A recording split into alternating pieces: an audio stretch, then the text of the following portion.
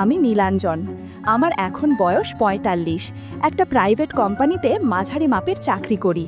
যা মাইনে পাই তাতে মোটামুটি মন্দ চলে না। বিয়ে করেছি আজ প্রায় ১৫ বছর হলো। বউয়ের কথা পরে বলা যাবে না হয়। আজ বরং নিজের কৈশোর থেকে যৌবনে পা দেওয়ার সময় অবধি বিভিন্ন ঘটনাগুলি এক এক করে বলতে শুরু করি। আমি স্কুল লাইফে খুব ইন্ট্রোভার্ট ছিলাম, যাকে বলে চুপচাপ ভালো ছেলে গোছের। কিন্তু যা হয়, ভেতরের কামের তাড়নাটা কোনোভাবেই কম ছিল না। তখন ক্লাস 12-এ পড়ি, একটা নাইট কলেজে। পড়াশোনায় মন কম ছিল, আর দিনের বেলা পড়া ছাড়া সেরকম কিছু করার অবকাশও ছিল না। কারণ তখন না ছিল মোবাইল, আর বন্ধুরাও দিনের বেলা কেউ থাকতো না। তাই একটু বেলা হলে রাস্তায় বেরিয়ে একটু ঘুরে টুরে এদিক ওদিক দেখে মেয়েদের দূর থেকে দেখে টেকে বাড়ি চড়েই আসতাম। কোনো প্রেমিকা, গার্লফ্রেন্ড এসব তো ছিল না। রাস্তা, বাড়ির আশেপাশে মেয়ে, বউ, কাজের লোক, ইয়াং কাজের মেয়েগুলোকে দেখতাম আর সব কিছু পর্যবেক্ষণ করে যেতাম। এরকম দিন যেতে যেতে একদিন একটা ব্যাপার ঘটল। যে হাউজিংয়ে থাকতাম তার পাশের হাউজিংয়ে একটা ফ্ল্যাটে ৩ তলায় বারান্দায় একটা কাজের মেয়েকে প্রায় দেখতে পেতাম। বয়স আন্দাজ ১৮ হবে, একটু বেটে খাটো, গায়ের রং চাপা, একটা মোটা বিনুনি আর মুখটা মিষ্টি। কিন্তু যেটা আমার চোখ টানতো বেশি করে সেটা হলো ওর চাল চলন। ৩ তলায় দাঁড়িয়ে থাকতো, রাস্তার ধরে ফ্ল্যাট, আর আমি বাইরের রাস্তা দিয়ে হাঁটতে হাঁটতে মাঝে মাঝে তাকাতাম। দেখতো, কিন্তু কোনো অভিব্যক্তি চোখে পড়তো না ওর। এর দিকে তাকিয়ে ভাবতাম, একে পটালে দারুণ আনন্দ হবে। রাস্তাঘাটে মেয়েটাকে ফলো করতে শুরু করলাম। যখন বাজার বা দোকানপাঠে যেতে দেখতাম, কখনো এক পিস ফ্রক, কখনো জামার স্কার্ট এরকমই পরতে দেখতাম। অনেকবার পেছন ফিরে তাকিয়েছে, কিন্তু কোনো সিগন্যাল না পাওয়াতে ভয়ও লাগতো গিয়ে কথা বলতে। একদিন সন্ধেবেলা ওর পিছু নিয়েছি। দেখলাম নিজের বাড়ির রাস্তা না ধরে একটা গলি ধরল। ওই গলিতে লোকজন খুব কম যাতায়াত করত, কারণ ওটা দিয়ে একটা মাঠে যাওয়া যেত, আর তার পাশেই একটা হাউসিং। ওটাকে শর্টকাট হিসাবে ব্যবহার করত সবাই, তবে বেশি লোক যেত না। পেছন হাঁটছি, একটা নীল স্কার্ট আর কালো রঙের টপ পরেছে। আস্তে আস্তে হাঁটছে। আমি ২০ ফিট মতো ডিস্টেন্স রেখে হাঁটছি আর ভাবছি, আজ কি ভাগ্য খুলবে। সেদিন যেন একটু আস্তে হাঁটছিল। হঠাৎ দেখি দাঁড়িয়ে গেল আর পেছন ফিরল। আমি তো ভয়ে থেমে গেছি, ভাবছি কেস খাবো নাকি। দূর থেকে আস্তে বলে উঠল, এই যে শোনো। আমি তো ভয়ে ভয়ে কাছে গেছি, বলে উঠলাম, কি? ও বলল, তুমি রোজ আমার পেছন পেছন আসো, বারান্দায় দাঁড়ালে নিচ দিয়ে যাও, কিছু বলবে আমাকে? আমি আমতা আমতা করলে লাগলাম। ও বলল, উফ, ভীতু কোনো এত। আমার নাম মান্তু, কোন বাড়িতে কাজ করি তো জানোই। তুমি তো ভালো বাড়ির ছেলে, তো আমার পেছনে কি করছো? যদি কিছু বলার থাকে বলে ফেলো, আমার দেরি হচ্ছে। আমি বললাম, তোমার সাথে বন্ধুত্ব করতে চাই, কিন্তু বলতে ভয় পাচ্ছিলাম। ও বলল, কেন, ভয় কিসের? আমি বললাম, না মানে যদি তুমি কিছু বলো। ও বলল, ওহ বুঝলাম, না আমার ভালোই লাগবে বন্ধু হলে। পরশুদিন দুপুর 12টার পর একটু বাড়ির রাস্তার নিচে এস, তখন কেউ থাকবে না বাড়িতে। আমার তো মন নেচে উঠেছে শুনে, কিন্তু সেটা চেপে রাখলাম সামনে। বললাম, বেশ, আমি নীল, একটা হ্যান্ডশেক করব? মান্তু হাতটা বাড়ায়। আমি হাতটা মুঠো করে ধরে হ্যান্ডশেক করি।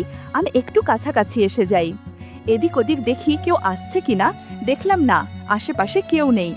হাতটা ধরে আরও কাছে এসে ফিসফিস করে বলি, আমরা বন্ধু তো আজ থেকে, অনেক গল্প করব। ওর চোখেও যেন কাম দেখতে পাই, নিঃশ্বাসটা ভারী হচ্ছে বুঝতে পারি। আস্তে বলে ওঠে, হ্যাঁ করব তো। আমার সাহস বাড়ে যায়, একটু দুষ্টুমি করি ওর সাথে। মান্তু বলল, ইস কি অসভ্য, এত তাড়া কিসের? পরশুদিন যেটা বললাম করো, বুঝেছ? আমার দেরি হচ্ছে এখন, বকা খাবো, যাই আমি। আমি সম্মতি জানিয়ে আরেকটু দুষ্টুমি করলাম। ওর তাড়া আছে বলে দৌড়ে চলে যায়, আর আমি ওর দৌড় দেখতে দেখতে ভাবি, ভারী মিষ্টি মেয়েটা। একটা জিন্স আর একটা টি শার্ট চাপিয়ে, গায়ে পারফিউম মেরে রাস্তায় যেতে যেতে দুটো ছোট 5 স্টার চকলেট কিনলাম। ওকে খুশি রাখতে হবে তো।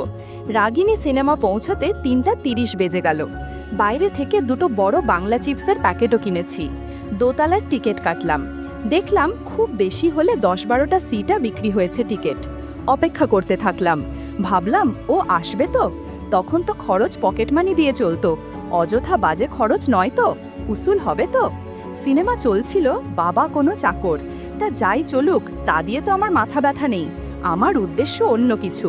আরে ওই তো রত্না না, একটা কালো রঙের স্কার্ট পরেছে আর ওপরে ডিপ ব্রাউন জামা, বোতামগুলো কালো। অন্ধকারে এই কালার তো আরও ভালো। কাছে এলো রত্না, সহজেই পটিয়ে ফেলেছি। পরের দিনটা কোনোভাবে কেটে যায়। ওর বারান্দার নিচ দিয়ে যাই বারে বারে, যখন আসে দূর থেকে হাসি দেখতে পাই।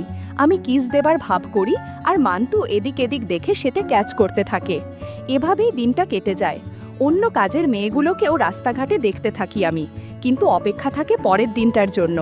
হোক না কাজের মেয়ে, মানুষ তো, ওর সাথে প্রচুর আনন্দ করব, এসব ভাবতে থাকি। সেদিন ভাবছিলাম যদি বেরোই একবার কথা বলবো, কিন্তু সেদিন আর বেরই হলো না। কি করি, সন্ধেবেলা মার্কেটে এসে একটা বৌদিকে দেখতে থাকি। মধ্যবিত্ত হবে, কিন্তু হাঁটা চলা কেমন একটা আকর্ষণীয় ভাব আছে। শুধু দূর থেকেই দেখে গেলাম, কাছে যাওয়ার মতো সুযোগ নেই। সেদিন রাতে ঘুমই আসছিল না, এত এক্সাইটেড লাগছিল। বারে বারে মনটা চঞ্চল হয়ে উঠছে। এসব ভাবতে ভাবতে ঘুমিয়ে পড়ি। সকালে উঠে নিত্যদিনের মতো সময় তো যাচ্ছে, কিন্তু মন তো ছটফট করছে। আবার মনের কোণে একটা অজানা ভয়ও লাগছে। বাড়িতে ঢোকাবে নাকি, অন্য মতলবে, কে জানে। কেউ যদি দেখে ফেলে, এসব আকাশ পাতাল ভেবে চলেছি। এদিকে মন কেন বলছে সুযোগ আসছে, ব্যবহার করে নাও। সময় যেন কাটছিল না। বেলা তখন 11:50। একটা পাজামা আর একটা টি শার্ট পরে রাস্তায় বেরিয়েছি। পাশের হাউজিংয়ে মান্তুদের বিল্ডিংয়ের নিচের রাস্তায় ঘোরাফেরা করছি আর ফাঁকা তালে ওদের বারান্দাটা দেখছি। কেউ নেই তখনও। ভাবছি মেয়েটা আসবে তো, কেন ডাকলো এ সময়। 12:10 বাজে, ঘড়ি দেখলাম, কারোর পাত্তা নেই বারান্দায়। বিরক্ত লাগছে, উৎকণ্ঠায় ভুগছি, মুরগি হলাম না তো। কিন্তু না, কে যেন বারান্দায় এলো, ওই তো মান্তু। বাহ, চুলটা খোলা আবার ভিজে ভিজে, তার মানে স্নান করে বেরিয়েছে। একটা লাল টপ আর কালো স্কার্ট পরা। বারান্দার প্রায় নিচটায় এলাম রাস্তায়। ভয়ও লাগছে, এদিক ওদিক দেখছি যদি কেউ দেখে ফেলে। মান্তু একটা ছোট ইশারা করে নিচে তাকাতে বলল, আর একটা ছোট্ট কাগজে মোড়া কিছু নিচে এসে পড়ল। গুটি গুটি এগিয়ে তুললাম, খুলে দেখি একটা চাবি। ওপরে তাকাতেই দেখি ইশারায় ওদের বিল্ডিংয়ের মেন গেটটা দেখালো। এতক্ষণে বুঝলাম গেটে তালা পড়ে যায় আর সব ঘরে চাবি থাকে, এটা সেই চাবি। তার মানে ডাকছে আমায়। আস্তে আস্তে এদিক ওদিক দেখে ওদের বিল্ডিংয়ের নিচে গেটের সামনে গেলাম আর তালাটা খুলে বন্ধ করে দিলাম। 3 তলায় উঠছি, সব ফ্লোরে 2টো করে ফ্ল্যাট। 3 তলায় পৌঁছে দেখি একটা দরজা হালকা খোলা। ভয়ও লাগছে, ঢুকবো কিনা, কাজটা ঠিক হচ্ছে কিনা, এসব ভেবে চলেছি। হঠাৎ খোলা দরজার ফাঁকে মান্তুর মুখ, ফিসফিস করে, এসো তাড়াতাড়ি। আর কিছু না ভেবে ঢুকে পড়লাম আর ও দরজাটা বন্ধ করে দিল। হাত ধরে টেনে নিয়ে গেল ভেতরের একটা ঘরে, যেখানে একটা মাঝারি খাট আছে। ওর সাথে কথা বলে জানতে পারলাম এই সময় বাড়িতে কেউ থাকে না। সুযোগ বুঝে অনেক কিছু করা হলো। বন্ধুরা, ইউটিউবের কড়া নিয়মের কারণে এসব ঘটনা সরাসরি বলা যাচ্ছে না। তোমরা কমেন্টে দেয়া লিংক থেকে আমার ওয়েবসাইট ভিজিট করো, সেখানে একদম খোলামেলা গল্প দেয়া আছে।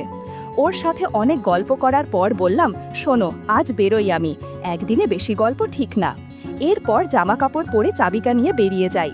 নিচের গেট খুলে তালা মেরে ওর বারান্দার থেকে নামিয়ে দেওয়া দড়ি লাগানো ব্যাগে চাবিটা ভরে দিয়ে হাঁটা দিলাম। মনে মনে ভাবছি কি দিন গেল একটা।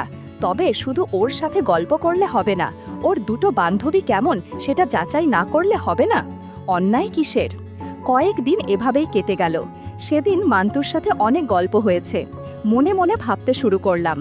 আবার সেই সুযোগের অপেক্ষায় ছিলাম, কিন্তু এর ফাঁকে একটা অন্য ঘটনা ঘটে গেল। দিনটা যতদূর মনে পড়ছে রবিবার।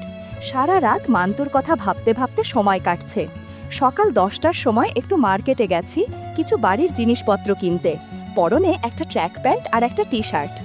আমার যা অভ্যেস, এদিক ওদিক বৌদি, মেয়ে, কাজের বউ, কাজের মেয়ে সবাই কেনাকাটা করছে আর আমি তাদের দেখছি।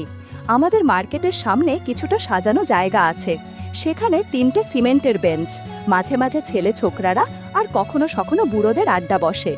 দোকানে যাবার আগে ভাবলাম একটু বসে একটা সিগারেট খাই। যে সময়ের কথা বলছি তখন ক্যাপস্টন বলে একটা সিগারেট পাওয়া যেত। সেটা 1 পিস কিনে মনের সুখে ধোঁয়া ছাড়ছি আর এদিক ওদিক দেখছি। বেঞ্চে তখন আর কেউ নেই। হঠাৎ চোখ পড়ল একটা মেয়ের দিকে, চেনা মুখ, মান্তুদের হাউজিংয়ে ঢুকতে দেখেছি আগে। বয়স হয়তো 18-19 হবে। গায়ের রং বেশ কালো, চুলটা একটা পনিটেল করা, সালোয়ার কামিজ পরেছে আর একটা ওড়না গলায় পেঁচানো। কামিজের সামনেটা একটু কাটা। দেখতে খুব সুন্দরী নয়, কিন্তু একেবারে কুৎসিত নয়। কালো কাজের মেয়েদের আমার খুব ভালো লাগে। ওর পেছন পেছন হাঁটতে লাগলাম একটু দূরত্ব রেখে।